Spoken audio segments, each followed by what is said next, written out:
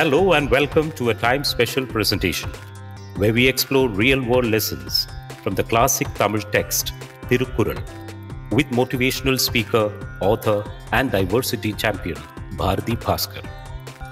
Did you know that the Kural ignited a spark in Mahatma Gandhi's soul? That it triggered his reflections on life, death and rebirth, exploring the cyclical nature of birth, life and death, as well as how each dawn brings with it a fresh beginning, a chance to leave behind the old and embrace the new. Join Bharathi Baskar as she explores this masterpiece.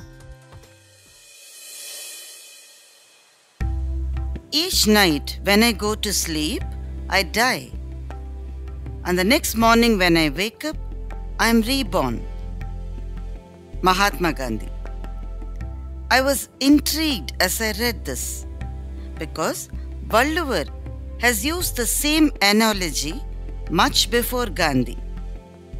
Uranguvadhu Polum Saakkaadu, Urangi Vizhippadhu Polum Pirappu. Death is like sleep, and birth is an awakening from it. There are a lot of diverse views from historians and Gandhian experts regarding who introduced Thirukkural to Gandhi. There are some references to the correspondence between Gandhi and Tolstoy, where Tolstoy quoted from Kural, which he read through a German translation, and Gandhi was inspired. Contrary views claim that the Tamils in South Africa should have introduced Thirukkural to Mahatma. Whatever the source was, there is no doubt that Kural inspired Gandhi. The comparison between sleep and death, and that between waking up and birth, is a rare aphorism. Thiruvalluvar talks a lot about death. He makes it very simple. When you sleep, you are dead.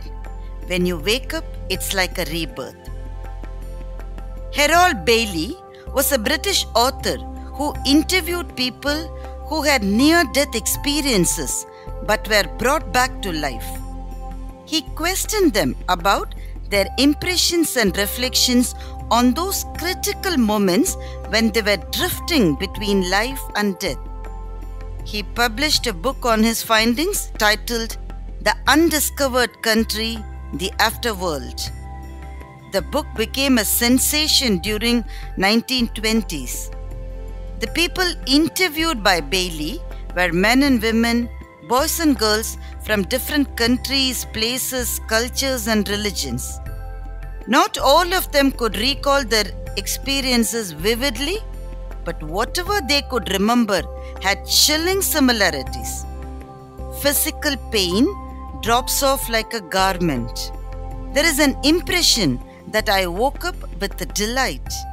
The experience was similar to that of being born as an infant. I felt like I was transcending from one world to another, and I sensed that the two worlds were counterparts of each other. That was pretty much the summary of the experiences shared by most people, and Bailey concludes that death, for most, will probably be like falling asleep. The mystery of death has haunted men and women for long.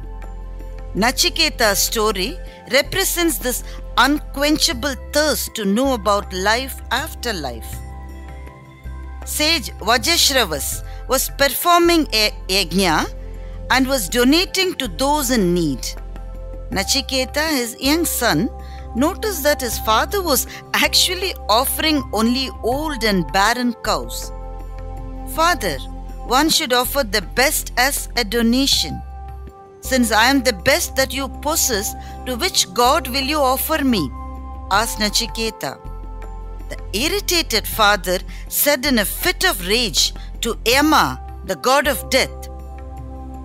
Nachiketa regarded his father's words to have a divine meaning and went to meet Yama. The remorseful father cried and asked his son, "Won't you be afraid, son? You're too young." The brave boy said that he was not afraid at all. After all, it is the path already taken by millions, and the path that would be taken by millions to come. What is there to be afraid, father? Asked Nachiketa. Yama offered him all riches. The young boy did not want ephemeral benefits but wanted that which could be eternal. He wanted the knowledge about death. What happens after death was the quintessential truth Nachiketa wanted to acquire. And the Lord of Death gave his disciple a detailed response about life and death. That was Kathopanishad. Valluvar gives a new perspective to this question. He confirms that birth and life are two paradigms that repeat through the journey. Just as one wakes up and goes back to sleep, birth and death alternate each other. The couplet also gives us a new hope. Each dawn is a new birth.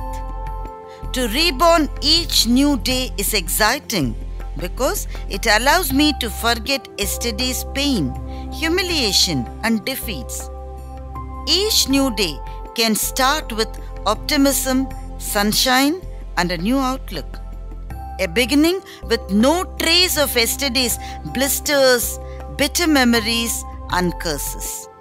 So, every morning we are reborn, and every night we die.